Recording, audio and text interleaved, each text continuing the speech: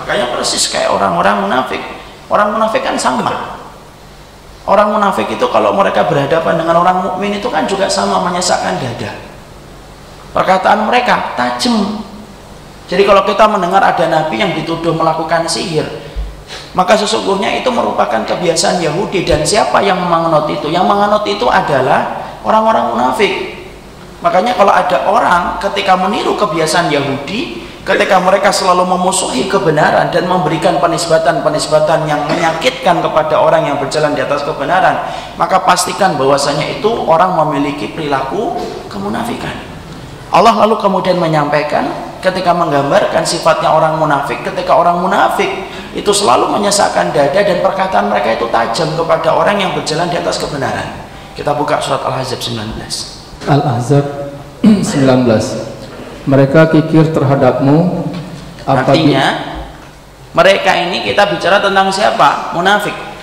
Kita sepakat ya Pak, banyak ayat yang kemudian Allah turunkan, salah satunya kita bicara tentang orang munafik ya, sebagaimana keterangan yang disampaikan oleh Imam Ibnu Katsir. Allah itu menurunkan di awal surat Al-Baqarah 4 ayat tentang orang yang beriman, 2 ayat tentang orang kafir, tetapi Allah turunkan 13 ayat di awal surat Al-Baqarah khusus bicara tentang munafik. Itu masih Allah tambahkan dalam surat An-Nisa, itu masih Allah tambahkan dalam surat At-Taubah, surat Al-Anfal, bahkan sampai Allah turunkan surat khusus yang bernama Al-Munafiqun. Karena saking berbahayanya sifat munafik dan sifat terjangnya mereka. Makanya ketika di awal surat Al-Baqarah sampai kemudian Allah itu cuma nerangkan 2 ayat tok tentang orang kafir. Kenapa? Orang kafir itu nampak jelas bagaimana permusuhan mereka kepada kitabullah dan sunnah. Tapi beda dengan munafik.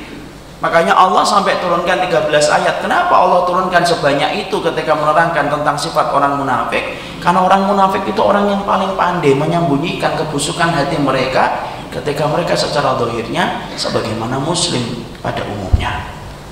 Nah, maka kemudian dikatakan di sini asyihatan alaikum. Orang munafik itu bakhil kepada kalian. Artinya orang munafik itu ketika mendapati ada sebuah perkara, di situ ada keimanan dan kebenaran, mereka tidak akan pernah membantu sedikit pun, kecuali mereka membantu ingin mendapatkan upah dan ingin mendapatkan balasan dari apa yang mereka bantu. Itu orang munafik. Jadi kalau orang munafik melihat sesuatu yang sifatnya di situ, kita ingin sekali untuk mengembalikan umat kepada kitabullah dan sunnah, mengikuti Nabi secara benar, jangan pernah mengharapkan orang munafik itu membantu banyak. Karena orang munafik membantu kapan? Ketika mereka mendapatkan pamrih dari apa yang mereka lakukan, dari apa yang mereka berikan. Makanya Allah mengatakan asyihatan alaikum. Nggak pernah mereka bantu kalian kecuali itu mereka pasti menampakkan kebakhilan mereka. Ya. Makanya orang munafik, apakah mereka bangun masjid Ustaz? Iya, bangun masjid pada zaman Nabi, yaitu Masjid Dirar. Tapi masjid itu dibangun bukan untuk mengagungkan syiar-syiarnya Allah. Masjid itu dibangun untuk menjadi tandingan bagi Masjid Nabawi, dan mereka berencana di dalam masjid tersebut mereka akan membunuh Nabi di masjid tersebut. Sampai kemudian masjid itu dihancurkan oleh para sahabat setelah turunnya surat At-Taubah. Artinya orang munafik itu mungkin bantu, tapi kalau mereka bantu selalu ada catatan-catatan menyertai setiap bantuan yang diberikan oleh orang munafik kepada orang yang beriman. Itu yang disampaikan oleh Allah. Adapun orang yang beriman ketika mereka membantu agama ini, mereka hanya menginginkan ridhanya Allah dan wajahnya Allah. Selesai? Belum. Kita masih teruskan.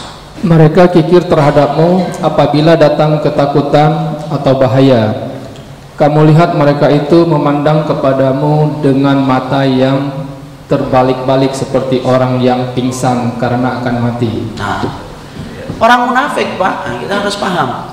Orang munafik itu di antara orang yang paling setia ngikutin Yahudi. Kalau Yahudi tadi mengatakan bahwasanya Nabi Sulaiman itu telah melakukan kekafiran. Orang munafik kita di sini terangkan, orang munafik itu kalau mereka sedang ketakutan kepada kematian, maka sesungguhnya mereka itu akan betul-betul takut kepada kematian. Orang munafik adalah orang yang paling takut kepada kematian. Cintanya mereka kepada dunia sampai mereka menjual agama mereka, menjadikan mereka punya penyakit ketakutan besar yang menyertai hati mereka ketika takut kepada kematian.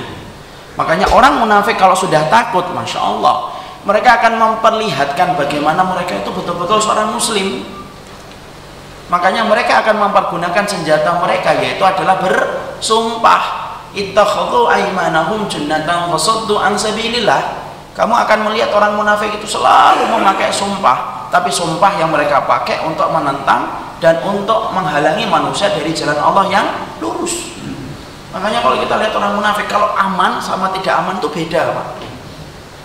Ya, kalau kemudian lagi aman, kelihatan banget itu congkaknya, sombongnya, takaburnya, itu munafik. Nantang-nantang, iya, nantang-nantang itu. Saya potong-potong nih, mungkin ngomong kayak gitu.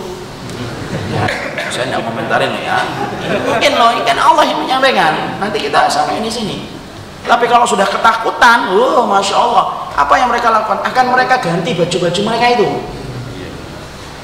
Dan mereka akan mengatakan, demi Allah kami adalah seorang muslim. Itu dari dulu kayak gitu. Makanya kalau kita lihat bagaimana surat Al-Munafikun, mereka itu mengatakan apa? La tunfiqu ala man inda Rasulillahi hatta yanfaddu. Alah, jangan tolong itu Muhammad, jangan dikasih dana, biarkan mereka bubar sendiri kalau tidak ada uang. Itu mereka mengatakan. Kapan? Ketika kemudian Nabi tidak ada. Lalu ada seorang sahabat Mu'adz bin Jabal yang mendengar tentang itu, lalu bergegas mendatangi Nabi untuk menyampaikan ini loh perkataan Abdullah bin Ubay. Tapi ketika mereka tahu Mu'adz bin Jabal akan lapor kepada Nabi, mereka ketakutan langsung lari, mereka mendahului Mu'adz bin Jabal dan berkata, yang dikatakan Mu'adz bohong ya Rasulullah. Dan mereka mengatakan apa? Demi Allah kamu adalah Rasul bagi kami. Itu munafik. Allah turunkan ayat yang pertama dalam surat Al-Munafikun. Idza ja'akal munafiquna qalu nasyhadu innaka la rasulullah. Wallahu ya'lamu innaka la rasulullah. Wallahu yashhadu innal munafiqina lakadzibun. Makanya Allah membela Mu'adz, dan kemudian Allah sampaikan di ayat yang pertama, orang munafik itu Muhammad kalau datang kepadamu mereka akan mengatakan, Masya Allah kami bersaksi kamu adalah Rasulullah bagi kami.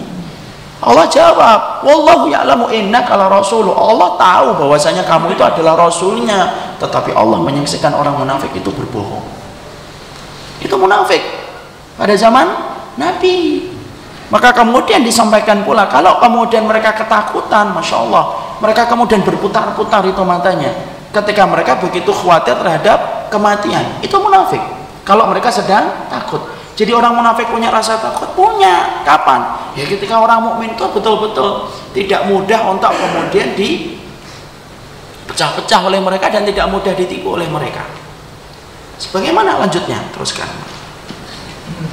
Dan apabila ketakutan telah hilang, mereka mencaci kamu dengan lidah yang tajam, sedang mereka kikir untuk berbuat kebaikan. Maka mereka dikatakan oleh Allah bi'alsinatin hidadin. Bi'alsinatin hidad. Antum tahu bi'alsinah hidad? Hidad itu akhi biasanya kata sifat yang dipakai untuk mensifati pisau ataupun pedang. Hidad itu artinya tajam. Tapi itu kata sifat yang biasanya menyertai kepada pisau atau kata sifat yang menyertai kepada pedang. Allah menyampaikan fa idza dhahabal khaufu salaqukum bi alsinatin hidatin asyihatan alal khair. Tapi kalau orang munafik itu sudah hilang rasa takutnya, Masya Allah itu. Kalau sudah hilang rasa takutnya, mereka itu akan melemparkan berbagai macam kata-kata yang menyakitkan. Bi alsinatin hidat, sesungguhnya lesan mereka itu lesan yang paling tajam kepada orang yang beriman. Sama kan dengan Yahudi. Kalau Yahudi berani loh mengatakan bahwasanya Nabi Sulaiman itu kafir. Coba. Nggak main-main ini, yang dikafirkan bukan seorang muslim, Nabi dikafirkan. Coba. Maka kemudian orang munafik ternyata mengikuti pola kehidupan dan berpikir orang-orang Yahudi ketika mereka apa? Bi'alsinatin hidad. Mereka itu tajam banget bicaranya. Makanya orang itu, orang munafik, perhatikan, kalau sudah ngomong menyesakkan dada atau enggak? Nyesakin dada. Ketika kita ingin ngikutin kitabullah dan sunnah, alasannya macam-macam itu, tuduhannya macam-macam, baik dengan kata-kata yang kasar ataupun kata-kata yang lembut. Tapi sifatnya apa? Ingin menjauhkan kita dari tuntunan syariat Allah. Dan Allah itu sampai mengatakan apa? Bi alsinatin hidad. Lesan mereka itu tajam sama orang yang beriman. Makanya kalau kita sama munafik itu, Masya Allah, butuh kesabaran ekstra menghadapi orang munafik. Makanya sampai Allah menyampaikan jahidil kufar wal munafikin, bersungguh-sungguhlah menghadapi orang kafir dan menghadapi orang munafik. Boleh dibiarkan? Tidak boleh dibiarkan. Semakin dibiarkan kemunafikan semakin nyebar. Dan yang kita khawatirkan adalah sebuah hadis yang pernah disampaikan Nabi, tidak akan tegak hari kiamat sampai kemudian kita mendapati orang mukmin bersembunyi di ketiaknya orang munafik, saking banyaknya orang munafik pada zaman itu dan kuatnya mereka. Jadi mereka tajam betul tulisannya itu. Mereka menuduh orang yang berjalan di atas kebenaran itu apa? Macam-macam. Primordial, sektarian, anti toleransi, terus kata-katanya. Dan mereka selalu punya kamus bagaimana kemudian nyakitin betul orang-orang yang mereka beriman kepada Allah. Pernah ngeliat gak?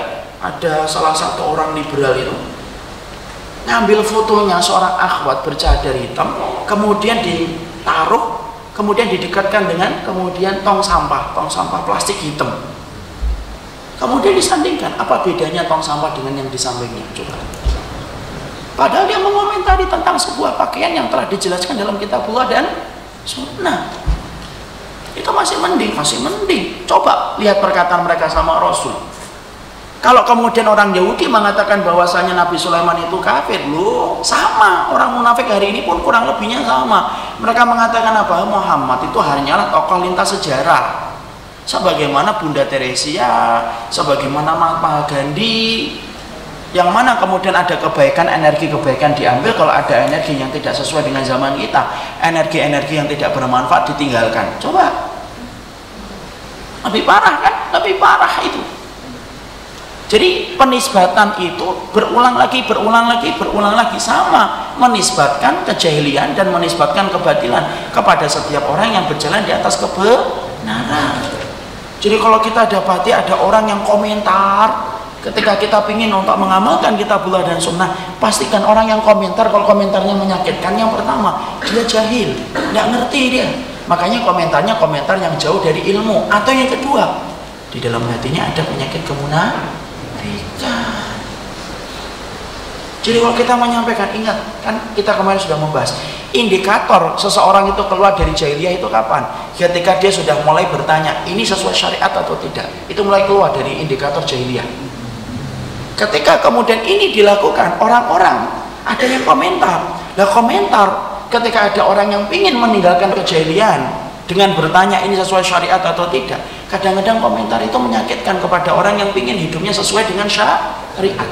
Itu akhi, pastikan ada dua kemungkinan. Yang pertama, dia jahil tentang agama sampai komentarnya buruk ketika kita ingin meninggalkan sesuatu yang tidak sesuai dengan syariat. Atau yang kedua, di dalam hatinya ada kemunafikan.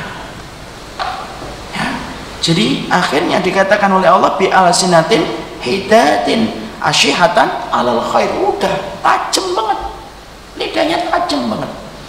Dan itu bukan hanya lidahnya, tulisannya, omongannya, iklannya, semuanya sama. Apapun yang dilakukan oleh orang munafik itu tajam. Bukan hanya Nabi Musa, bukan hanya Nabi Sulaiman yang kemudian dikatakan kafir, mau sampai ibunda Aisyah aja dikatakan berzina kok. Ya kan? Ibunda Aisyah apa? Dikatakan apa? Pezina. Ibunda Aisyah itu dikatakan pezina. Itulah produk-produk jahiliyah yang ternyata produk itu nyebar di antara tubuh kaum muslimin, tetapi yang melakukan itu adalah orang-orang munafik. Orang munafik yang paling senang dengan penisbatan batil kepada orang yang berjalan di atas kebenaran. Ya. Maka asyihatan alal khair. Teruskan. Pak Ivan. Mereka itu tidak beriman, maka Allah menghapus amalnya, dan yang demikian itu mudah bagi Allah. Maka disitulah kita mendapati orang munafik, saking buruknya itu Allah menghapuskan amal kebaikannya, tidak tersisa. Jadi orang munafik itu punya amal, punya. Allah menyebutkan amalnya itu terhapus, kok berarti punya amal atau tidak? Punya amal. Orang munafik sholat atau tidak sholat? Sholat. Orang munafik sedekah atau tidak sedekah? Sedekah. Orang munafik itu haji atau umrah? Enggak, haji dan umrah. Abdullah bin Ubay itu haji kok. Sholatnya di mana? Di belakang Rasul. Masya Allah. Coba ngelihat Quran diturunkan nggak? Lu surat Al-Munafikun itu turun untuk beliau, untuk dia. Beliau terlalu. Surat Al-Munafikun turun untuk dia. Dia tahu, loh harusnya dia mampu merenung, tapi kalau sudah terkena kemunafikan, kan sudah saya sampaikan, hatinya orang munafik itu apa? Terbalik.